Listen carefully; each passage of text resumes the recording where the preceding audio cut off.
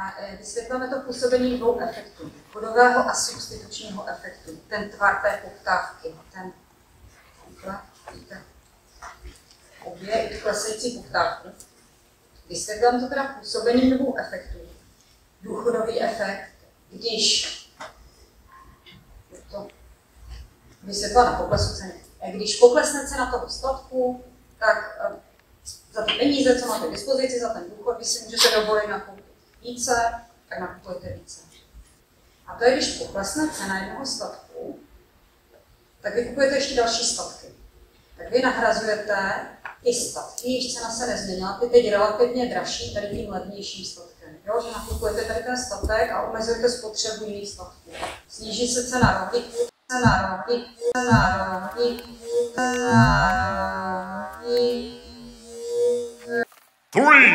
3, 2, 1, go!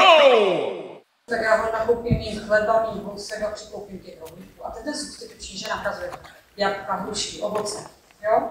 Různé druhy ovoce, to jsou substituty, vy je nahrazujete.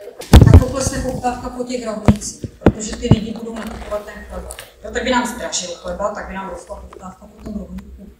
Auto, benzín, rohlík ze salámem. Předpokládáme tak cukru, cena cukru je 10 korun za kilogram, máte 50 000 cukru, zakreslit ten cukru nabídku poptávku. Jo, s ním jeden ten první rohlík, s ním ten druhý rohlík, tak a skrna opět.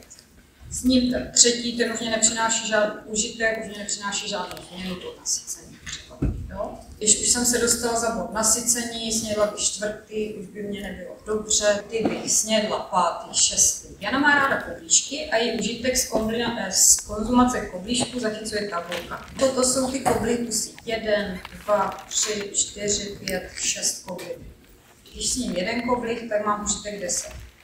S ním 2 koblihy, tak z těch 2 mám užitek 8. S ním 3 koblihy, tak ze všech 3 24, jo? 1 koblih. Tak Jana má ráda koblížky, koblihy. Jeden koblížek stojí v pekárně 6 korun. A my teď máme rozhodnout, určitě kolik koblížků se Jana rozhodne nakoupit. Ona nakoupí právě 3 kusy, 3 koblihy. Ten první koblih si totiž cenila na 10, to je ten mezní užitek. Finish him!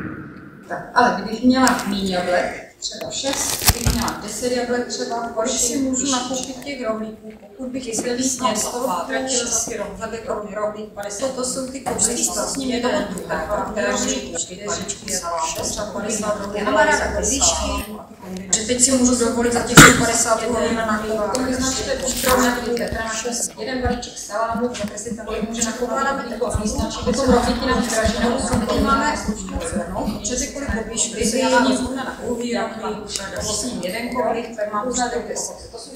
S ním 2 koblihy, tak z těch 2 mám užitek 18. S ním 3 koblihy, tak ze všech 3 24, jo?